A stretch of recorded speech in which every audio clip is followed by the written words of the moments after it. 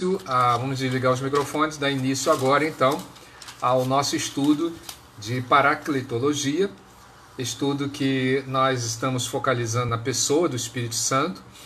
E a pessoa do Espírito Santo, por incrível que pareça, né, é polêmica, né? Não devia ser, né? Porque deveria nos causar muita alegria, unidade, né? Porque essa é a promessa e a oração do Senhor Jesus, desde João capítulo 14 até João capítulo 17, no Evangelho, é claro. E ali você tem várias menções, né, da pessoa do Espírito Santo, menções muito positivas, que a gente vai abordar aqui com alguma brevidade, né, esse significado, a importância, né, desse estudo, né? Porque nós somente podemos levar adiante, né, se nós conhecermos aquilo que estamos estudando. Como o Espírito Santo é muito cercado de símbolos, né, muitos símbolos, como nós vimos na última aula, né, aquele símbolo do selo, da pomba e tantos outros símbolos que nós mencionamos, né? Hoje nós vamos procurar ver um pouco da natureza, né? Rápido, mas importante, conhecemos a natureza da pessoa do Espírito Santo, alguns atributos também, e também a sua pessoa, né? A sua pessoa. Antes de mais nada, vamos orar, pedir a Deus iluminação, né? Para que prevaleça a pessoa dele, a vontade dele e não a nossa, e que o homem diminua e que Deus cresça em nós, o Espírito de Deus cresça em nós. Pai, muito obrigado por esse momento, agradeço por cada participante desse estudo, oro por aqueles que estão para chegar e aqueles que estão impossibilitados, pedindo a sua boa mão, direção e cuidado sobre nós, e que a tua palavra, meu Deus, ilumine a nossa alma, o nosso coração, causando um grande discernimento em nossas vidas para que isto gere uma profunda e verdadeira intimidade com o Espírito Teu que está derramado no nosso coração por meio de Jesus Cristo que nos foi dado. Pai, muito obrigado por esse momento, abençoa cada um mais abundantemente, ricamente, para que ao final de tudo a glória seja Tua e a alegria seja nossa. Em nome do Pai, do Filho, do Espírito Santo e para a glória de Jesus é que oramos. Amém. Bem, amados, uma coisa importante que nós temos que destacar na questão do Espírito Santo, assunto tão polêmico, né, é que algumas religiões, algumas denominações cristãs mesmo, ensinam o Espírito Santo, o Testemunho de Jeová é um deles, né, ensina o Espírito Santo não como sendo Deus, mas como se fosse uma força de Deus, uma energia de Deus, e não um ser vivo, um ser pessoal, dotado de personalidade. Geralmente essas e outras denominações e religiões entendem assim como se o Espírito Santo fosse meramente uma energia. E há cristãos também que compreendem o Espírito Santo como se fosse uma espécie de manifestação de um poder de Deus. Ou seja, quando eles estão buscar o Espírito Santo, eles estão muitas vezes falando buscar um poder para eles, né? E não a pessoa com a qual devemos nos relacionar, que devemos ter como íntimo amigo e ter como aquele que nos influencia, que nos dirige, que nos conduz e que nos alimenta também. É importante, nesse patamar, a gente perceber que existem algumas qualidades no Espírito Santo que o distinguem como pessoa, por isso também dentro do contexto daquilo que nós chamamos de trindade, que eu já expliquei para vocês, que não existe na Bíblia a palavra, o conceito trindade. Acontece que na Bíblia existe menção de 3 pessoas que formam uma só. A palavra Elohim, né, que está lá no livro de Gênesis, capítulo 1, no versículo 1, que diz lá Bereshit bara Elohim, né, Eretz Hashamai, ou seja, no princípio criou Deus dos céus e a terra. A palavra existe em hebraico 3 significações para distinguir uma pessoa ou pelo menos assim algumas pessoas. Uma primeira palavra significa a própria pessoa, uma pessoa. A segunda quer dizer 2 pessoas e a terceira mais de 2 pessoas. E essas palavras Elohim, ela não quer dizer uma pessoa. Quando diz, em princípio criou Deus, como se fosse uma pessoa. E nem a palavra Elohim ali que aparece em Gênesis 1:1 não significa duas pessoas, não significa duas pessoas. Ali a palavra Elohim não se refere em hebraico a duas pessoas. Porém, a palavra Elohim que aparece em Gênesis 1:1, ela se refere a mais de duas pessoas. Ou seja, em princípio criou Deus, ou seja, um Deus que é mais de duas pessoas, os céus e a terra. Essas pessoas, no entanto, naquela palavra estão unidas, né? Unidas. E o próprio escritor de Gênesis vai dizer assim: o Espírito de Deus pairava sobre as águas, as faces das águas, né?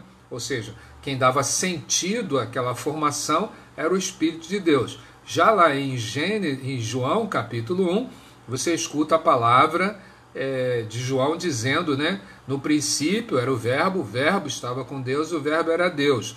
Todas as coisas foram feitas por ele, e sem ele nada do que foi feito se fez. Então, em Gênesis 1:1 está sendo dito que o Espírito pairava sobre a face das águas, dava sentido às águas. Ao mesmo tempo, em João capítulo 1, nos versículos iniciais, 2, 3, 4, 5, 6, ali é uma descrição da criação também, onde se está falando que a palavra, ou seja, o verbo, né, foi o veículo da criação. E você vai encontrar como em Salmo capítulo 8, né, quando fala que Deus criou, né, todas essas coisas, né? E então há um conjunto, né, de pessoas que partilham de uma mesma essência, né, uma expressão muito vaga, nossa, mas é o que a gente tem, e que essas pessoas têm personalidade, mas têm unidade, como nós já vimos nos atributos incomunicáveis e nos atributos comunicáveis de Deus nas aulas anteriores, certo? Então, voltando, caminhando aqui, progredindo dentro dessa realidade, isso é uma certa preguiça dessas denominações de estudarem a fundo a questão da pessoa do Espírito Santo.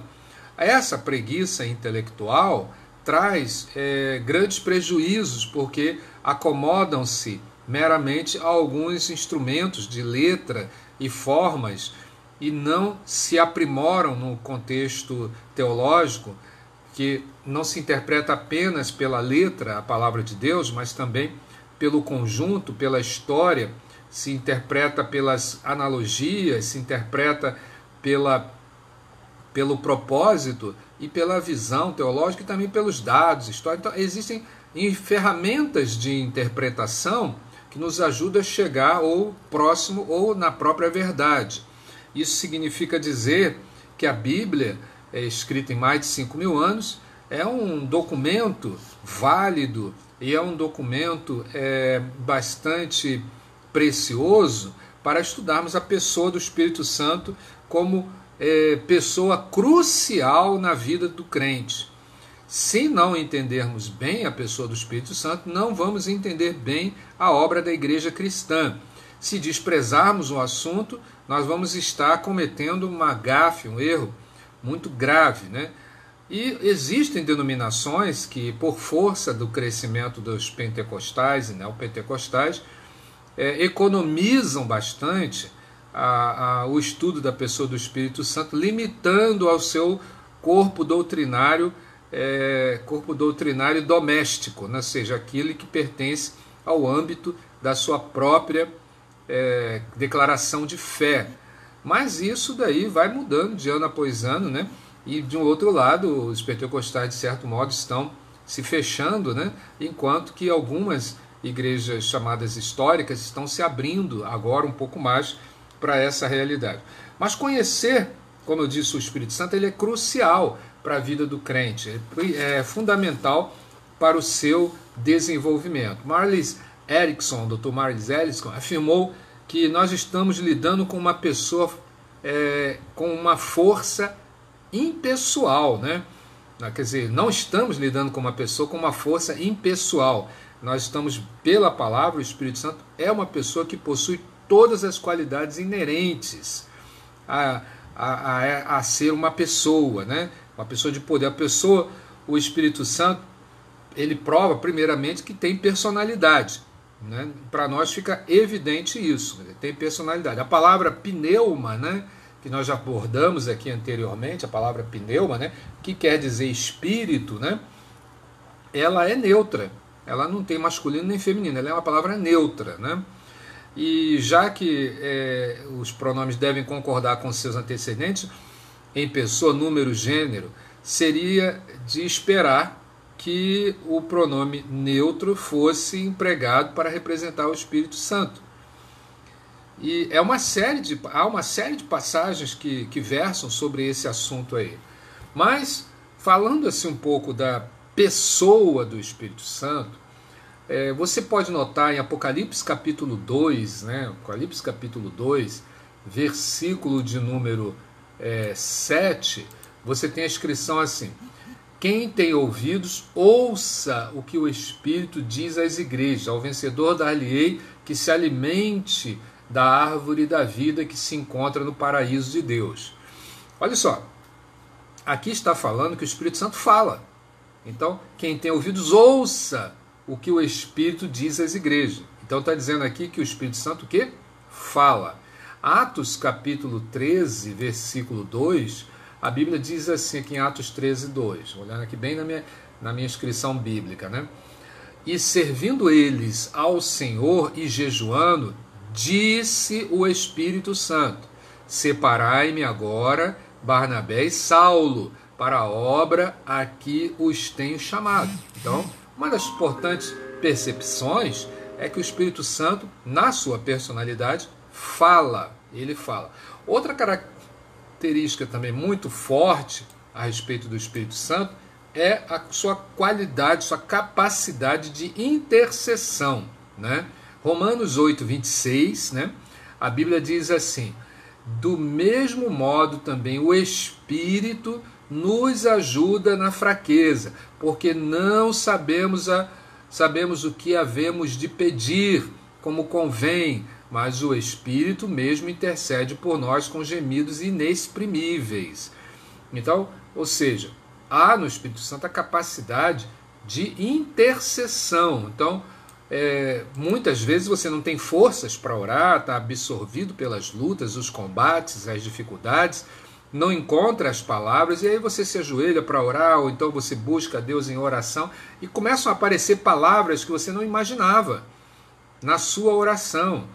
Começam a aparecer palavras que parece que são suas palavras, mas que na verdade são palavras que elas combinam, elas expressam claramente aquilo que você está vivenciando, e até aquilo que você nem imaginava que um dia pudesse expressar, mas que vem à tona na oração, e essa é uma ação do Espírito Santo, né? É uma ação do Espírito Santo em nós, de interceder.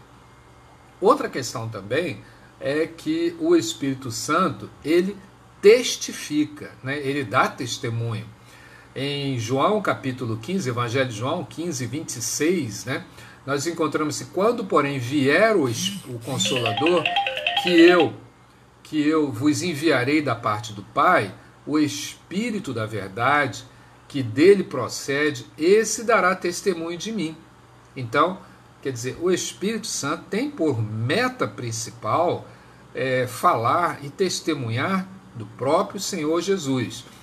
Outra questão também importante, né, do papel do Espírito Santo, além de testificar, de testemunhar de Jesus, porque Jesus é a nossa pregação, né? A Bíblia fala aqui em Atos 8, 29, que ele nos guia. Diz assim, 8, 29, então disse o Espírito a Filipe: aproxima-te desse carro, acompanha-o. Veja bem, então aqui é um fator de guia, ele guia. Romanos 8, 14, a Bíblia fala assim: pois todos os que são guiados pelo Espírito de Deus são filhos de Deus. Então, se existe uma atitude da pessoa do Espírito Santo, é guiar a sua igreja, guiar os crentes, né? Guiar aqueles que são chamados filhos de Deus. Uma coisa importante também é sobre essa liderança do Espírito Santo, quando ele ordena, o Espírito Santo ordena. Atos 16, versículos 6 e 7. Atos 16, versículos 6 e 7, que diz lá: e percorrendo a região frígio-gálata, tendo sido impedidos pelo Espírito Santo de pregar a palavra na Ásia, defrontando Mícia, tentavam ir para Bitínia, mas o Espírito de Cristo não o permitiu. Então o Espírito Santo tem esse poder de liderar também e de ordenar que a sua igreja deve fazer, né? Outra coisa também é que o Espírito Santo conduz, né? Diz assim a Bíblia em João 16, 13, né? Quando vier o Espírito da verdade, ele vos guiará a toda a verdade, porque não falará de si mesmo, mas dirá tudo o que tiver ouvido e vos anunciará as coisas que hão de vir. Então, não só tem a função de ordenar, mas também de conduzir o povo, né? Mesma coisa que guiar, né? Outra questão também importante a se destacar, em Atos capítulo 20, né, versículo 28, o Espírito Santo nomeia, né? Nomeia. Olha só que papel lindo, né? Cuidem de vocês mesmos e de todo o rebanho, pois o Espírito Santo os pôs como guardiães do rebanho para pastorear a igreja de Deus que ele comprou por meio do sangue do seu próprio Filho. Olha, Atos 20, 28. Então, quer dizer, aquele que vai para a liderança é nomeado, né? Nomeado a respeito da pessoa do Espírito Santo para liderar a igreja. A Luciana está pedindo aqui para repetir a expressão, a passagem bíblica, a referência, né, em que diz que o Espírito Santo fala, Apocalipse 2, 7 e Atos 13, 20. Apocalipse 2, 7 e Atos 13, 20. Uma coisa importante também, além de nomear, né, líderes e nomear pastores para a igreja, existem algumas coisas que infelizmente a gente pode fazer com o Espírito Santo, né? É chato, mas é da nosso relacionamento, né? A gente sabe nitidamente que todo amigo, né, tem sua isso, Apocalipse 2:7.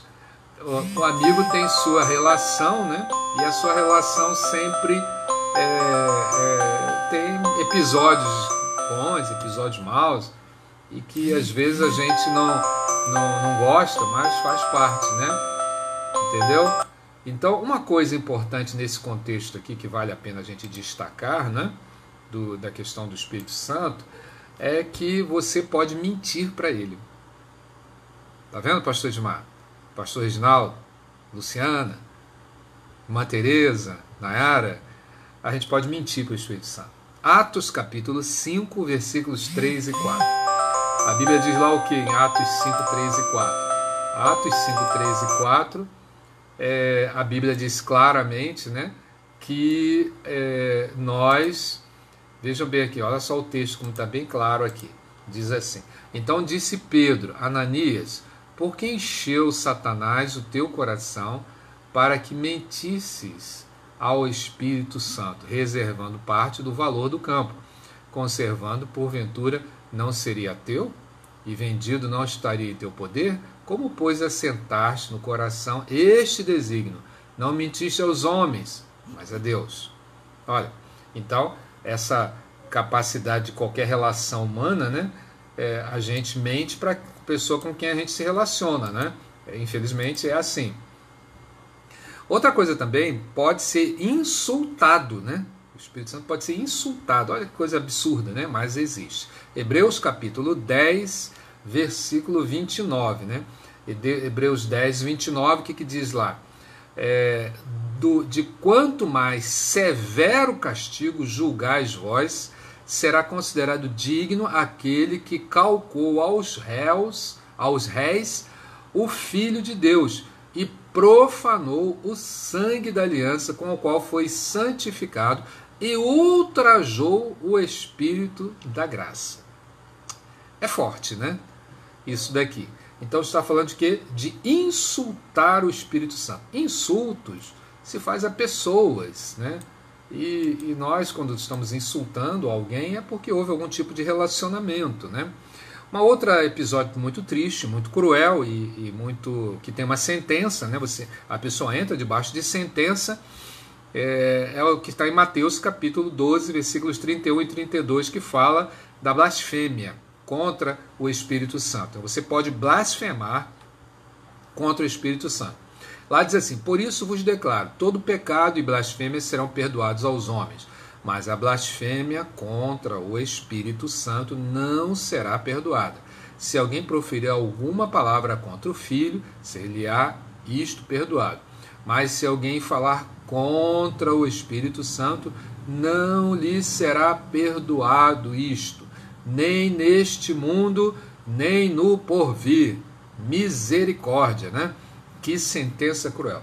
A questão de blasfêmia está muito vinculada também à apostasia. Você tem que fazer um estudo também apurado de Hebreus capítulo 6, que ali fala a única condição para a perda da salvação, né? Que se é que, como dizia o Dr. Russell Shedd, né? Quando perguntaram a ele assim, um crente perde a salvação, ele deu uma resposta muito simples, né? Se foi Jesus que salvou, não. Essa foi uma resposta bem simples. Se foi Jesus que salvou, não. Agora, se não foi Jesus, foi a igreja, foram os crentes, foi um pregador, uma religião, coisa parecida, é possível que perca. Mas se Jesus mesmo, ele de fato salvou, a pessoa não perde a salvação. Outro fator também importante desse relacionamento é que você pode entristecer o Espírito Santo. Efésios 4,30 diz: não entristeçais o Espírito de Deus, no qual fostes selados para o dia da redenção. É interessante, né? Porque quando a gente fala de salvação, a gente pensa que salvação é tudo, né? E sabe o que ele está pensando certo? Salvação é tudo mesmo, entendeu? Só que quando a gente aceita Jesus, nós somos livres, existe um processo de libertação. Então a primeira libertação é da condenação. A segunda é o processo de santificação, é da influência. E o terceiro é o da glorificação, é quando a salvação se completa, né, na volta de Jesus, que significa dizer nós vamos estar libertos da presença do pecado, né? Então, primeiro da condenação, segundo da influência, é um processo longo para nós, né? E em terceiro da presença, que é quando na glorificação você vai se tornar pleno em Cristo Jesus. Então essas necessidades de pecar, essas fome, essas esquisitices que a gente traz, esses traumas, essas neuras e todas essas complicações de alma e de procedimentos, nós não vamos ter necessidade disso, porque nós fomos libertos da presença do pecado. Ele não domina mais, por conta de que Jesus morreu na cruz, nós cremos nele, nosso nome foi posto no livro da vida, então não nos domina, não nos condena mais. Agora está presente, ou seja, exerce influência ainda sobre nós, então fatalmente, né, nós vamos ter que cada dia ter uma vitória sobre nós próprios, sobre essas influências. E por último, quando Jesus retornar, nós vamos sair da presença. Então, até lá nós temos esses processos de entristecer o Espírito Santo, de magoar, essas coisas assim. Agora, uma coisa importante você ser destacado, né, é que não embora muitos tentem anular o Espírito Santo, né, negando a sua personalidade, seu poder e a sua intervenção, né, é importante perceber que o Espírito Santo prossegue o seu ministério independente da história humana. Por quê? Porque há um processo dentro da história humana que o Espírito Santo está construindo para uma culminância histórica. Então isso, quando aparece um sociólogo, estuda de um jeito, aparece um economista, estuda de outro, aparece um biólogo, estuda de um jeito, um filósofo estuda de outro, um matemático, e assim cada um dentro da sua área de conhecimento vai estudando. Eles são partes, apenas partes. O todo, né, pertence ao Espírito Santo. Ou seja, o rio pode estar descendo e fazendo curvas e fazendo sendo represado às vezes, né, formando cachoeiras, aquela coisa toda, mas todo esse processo até chegar ao mar é uma condução, né? Você vai falar assim, não, mas se der da gravidade, não sei o que, papapá, mas há uma mão conduzindo a história humana para um determinado momento crucial, onde terá o seu desfecho, né? O Espírito Santo não tem carne, né? Diz lá em Lucas capítulo 24, versículo 39, né? Outra questão muito preciosa também, o Espírito Santo tem sim personalidade. Tem sim personalidade. Uma coisa importante aqui é que nessa pessoa do Espírito Santo, ele é eterno. Nós falamos que Deus é eterno, mas o Espírito Santo também é eterno, né? Porque ele e Deus são um, né? Ele e Deus são um. Então o Espírito Santo é eterno. Hebreus 9,14 diz o quê?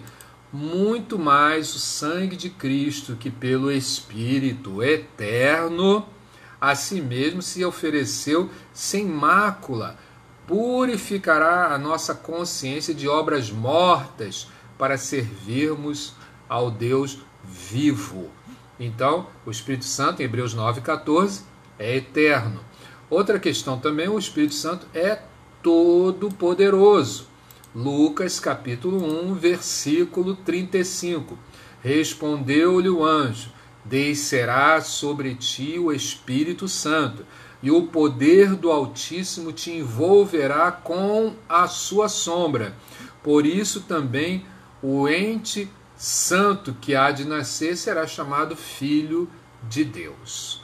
Então, nós temos alguns episódios assim, né, que são gerados, né, diretamente, né, na Bíblia, e esse é o mais sublime deles, né, o mais sublime deles. É um filho que é gerado pelo poder todo-poderoso do Espírito Santo que derramou-se na vida de Maria. Uma outra questão também é a onipotência do Espírito Santo. Lá em Salmo 139, verso 7, diz a Bíblia assim: para onde me irei de teu Espírito, e para onde fugirei da tua presença? Então o salmista, no Salmo 139, versículo 7, ele está dizendo que não há lugar para onde possamos nos esconder do Espírito Santo. Agora, outra questão também que ele sabe tudo, ele é onisciente, né? Lá em 1 Coríntios 2, versos 10 e 11, a Bíblia diz assim: mas Deus nolo revelou pelo Espírito, porque o Espírito a todas estas coisas prescruta, até mesmo as profundezas de Deus. Porque qual dos homens sabe as coisas do homem, senão o seu próprio Espírito que nele está? Assim também as coisas de Deus ninguém as conhece, senão o Espírito de Deus. Então o Espírito Santo sabe tudo, né? Sabe tudo. Não adianta eu ficar me escondendo, não. No dia da nosso digamos, julgamento, né, será tudo revelado, né, e o Espírito Santo sabe tudo.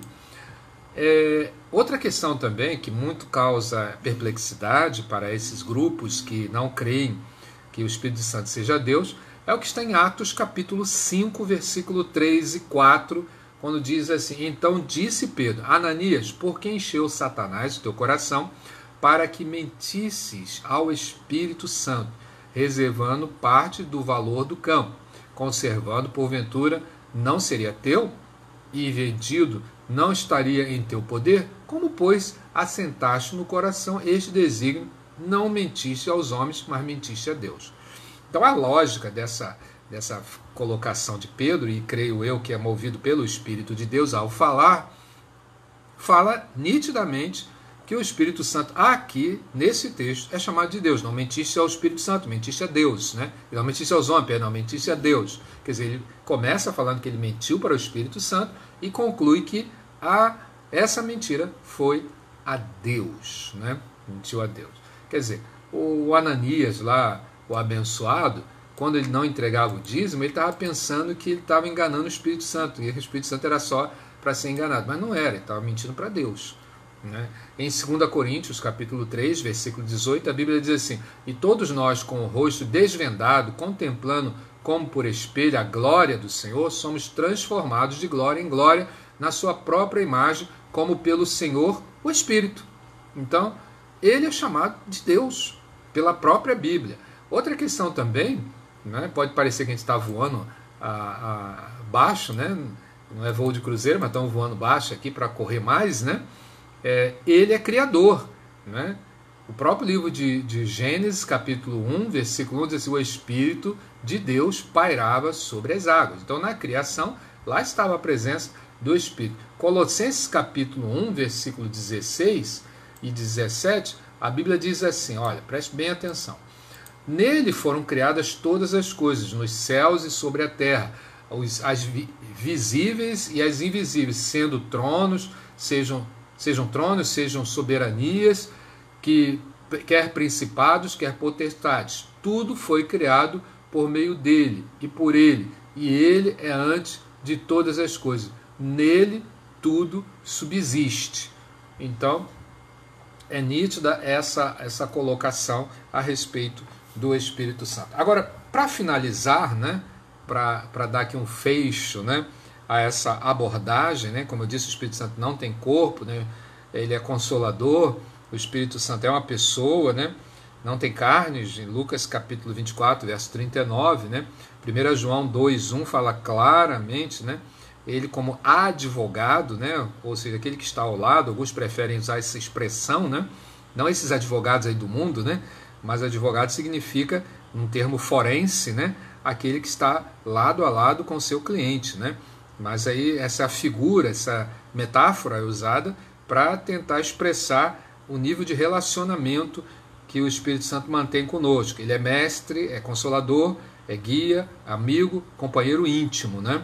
Ou seja, ele está dentro da nossa intimidade. Uma coisa importante aqui são esses atributos que o Espírito Santo traz em si, que vale a pena a gente passar rapidamente por eles. Primeiro deles, emoção. Querido, emoção, sabia disso? Emoção. O coração humano, entre outras coisas, é o centro da vida emocional de cada criatura humana. Agora, o Espírito Santo diz aqui, Deuteronômio capítulo 6, versículo 5, que ele ama. Diz em Jó capítulo 27, versículo 6, que reprova. Salmo 104, versículo 15, Isaías 30, versículo 29, diz que se alegra e anima. Não é?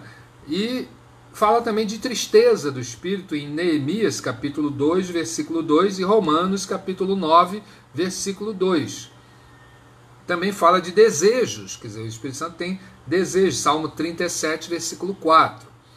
E há quem diga que pode, por um momento, ser amargurado, né? Salmo 73, versículo 21. Essas expressões todas, elas tentam cobrir esse aspecto emotivo do Espírito Santo, ou seja, que tem personalidade, né? Bom, uma coisa importante perceber na relação do Espírito Santo é que tem intelecto, tem entendimento, né? Você lê nitidamente, dentre os atributos primordiais do Espírito Santo, está a inteligência. João capítulo 14, versículo 26. João capítulo 15, versículo 26. Romanos capítulo 8, versículo 16. Outra coisa também que tem vontade, né? Atos 16, verso 7. E também 1 Coríntios capítulo 12, versículo 11, né? E, por último, também tem sentimentos, como diz lá em Isaías 63, 10, né? E também em Efésios 4, 30. O Espírito realiza também atos próprios de uma pessoa, né? Como sondar, falar, testificar, ordenar, né? Revelar, lutar, criar, interceder, vivificar os mortos, entre outros. O Espírito, na sua personalidade, também tem o intelecto, afinal, e como diz a Bíblia, o Espírito Santo trabalha muito claramente questões como ideia e fala, né? Ele ensina também, guia e direciona, prescruta os segredos de Deus, testifica, recapitulando aqui, e tem mente, né? Tem mente, pensamentos próprios, como está em Romanos 8, 27. essa questão de pensamento próprio nos remete à questão da vontade própria, né? Vontade própria. A vontade própria do Espírito Santo, ou seja, ele faz aquilo que ele quer fazer, posto que a vontade sempre está focalizada na glória de Deus, né? A vontade é um gerenciamento, né? Ele anda em harmonia, né? Em intimidade, melhor dizendo, harmonia e intimidade, né? Em comunhão, sendo um com o Pai, né? O Espírito Santo, porém, é diferente de nós, né? É muito diferente. Jamais será influenciado pelos sentimentos dele, né? Jamais. Seu intelecto, suas emoções, sua vontade não andam em descompasso como a gente, né? Hoje está alegre, amanhã está triste, né? Hoje está dizendo, vou para o céu, amanhã quero morrer, né? E eu estou alegre, daqui a pouco quero me suicidar. Quer dizer, ele não tem essas oscilações, né? Não há mudança e nem variação. Ele ama, ama, ama e ama, né? Uma coisa importante é que essa persistência do Espírito Santo em convidar o pecador, né? Apocalipse 22, versículo 17, né? Outra questão também é Atos 13, né? Versículos 2 a 4, a Bíblia fala que ele seleciona, delega, capacita os novos líderes. E ainda no final, essa recapitulação, ele impede, ele coíbe a ida de Paulo a um outro lugar, como nós já vimos aqui em Atos 16, versículos 6 e 7. Ele assiste e socorre os fiéis nas orações, Romanos 8, 26. E por último, ele santifica aqueles que estão servindo a Deus, Romanos 16, aliás, 15, versículo 16. Né? Pronto, então, essa página de hoje, a respeito da pessoa, da personalidade, da natureza, dos atributos, né? Nessa viagem meteórica que a gente fez aqui agora, né? Nós concluímos o capítulo de hoje, foi rápido, né? Olha, 40 minutos, né? 40 minutos aqui, e agora eu quero abrir aí para os meus amados, perfumados irmãos na fé, para fazer as suas perguntas.